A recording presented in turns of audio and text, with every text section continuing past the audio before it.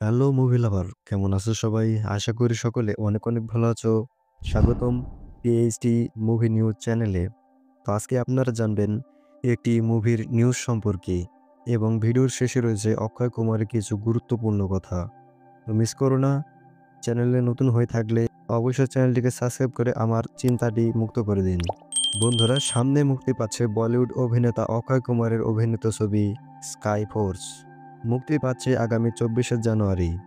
আর বন্ধুরা, sky force ছবিটিতে দেখা যাবে ভারতের প্রথম এবং সবথেকে ভয়ানক এয়ার স্ট্রাইকদের কথা। মানে ছবির গল্পটি এটাই হবে। সম্প্রতি সেই ছবির ট্রেলার লঞ্চ হলো। কিছুদিন আগেই এই ছবির ট্রেলার লঞ্চ হয়েছে। দেখে আসতে পারেন বন্ধুরা।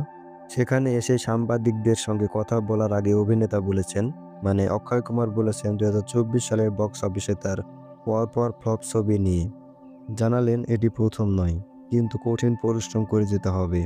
আর বন্ধুরা, অক্ষয় কুমার বেশ কিছু ছবি ফ্লপ করেছে। এর মধ্যে 2024 সালে মুক্তি পাওয়া বড়ি মিয়া ছোটি মিয়া, সরফিয়া, খেল খেল মেয়ে ছবিগুলো রয়েছে। আপনারা দেখেছেন কিনা অবশ্যই কমেন্টে বলে যাবেন ছবিগুলো। তো বন্ধুরা, বলেছিলাম ভিডিওর শেষে অক্ষয় কুমার বেশ কিছু গুরুত্বপূর্ণ কথা বলেছে। চলুন জেনে আসি। বক্স অফিসে তার ছবির লাগাতার ফ্লপ প্রসঙ্গে অক্ষয় কুমার বলেন, এটি তো প্রথমবারের জন্য হলো না, কিন্তু এখানে সবথেকে ভালো জিনিস হলো তুমি এভাবে কঠিন পরিশ্রম করে যাও। ঠিক আমি নিজেকে সেটাই বলি। তিনি আরো বলেন, কেউ যদি আমার সঙ্গে এটি নিয়ে কথা বলে, মানে অক্ষয় কুমার বলতে চাচ্ছেন আমার ক্যারিয়ার নিয়ে যদি কেউ কথা বলে, অক্ষয় কুমার তাকে সেটিই বলে কঠিন পরিশ্রম করে যাও।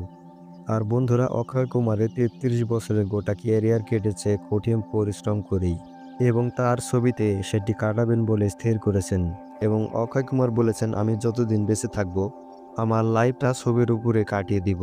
অক্ষয় কুমার আরও বলেছেন, অনেকেই তাকে বছরের বড় দুটি ছবি করার পরামর্শ দিয়েছেন, কিন্তু আমি যদি কাজ করতে পারি তাহলে আমি কেন করব না। অক্ষয় কুমার বলেছেন, আমার গোটা ক্যারিয়ার তো সেটির উপর তৈরি, মানে সিনেমার উপর তৈরি। ছোট থেকে অক্ষয় কুমারের অনুভূতি সিনেমার উপরেই। অক্ষয় কুমার বলেন তিনি সারফিয়া ছবিটিকে নিয়ে গর্বিত। সে যতই বক্স অফিসে না চলুক, এই ছবিটি তামিল ছবি পুরোটাই পরশু। আমি এখনো বলবো সারফিয়া আমার অন্যতম সেরা ছবি। তো বন্ধুরা, সারফিয়া মুভিটি কে কে দেখেছে অবশ্যই কমেন্টে বলে যাও। আপনাদেরকে বলে কি করবো, আমি দেখি নাই। তো বন্ধুরা, এই ছিল আজকের ছোট নিউজ। আশা করি ছোট্ট ভিডিওতে কিছু বোঝাতে পেরেছি। তো বন্ধুরা, আবারও দেখা হচ্ছে নতুন মুভি নিউজ নিয়ে।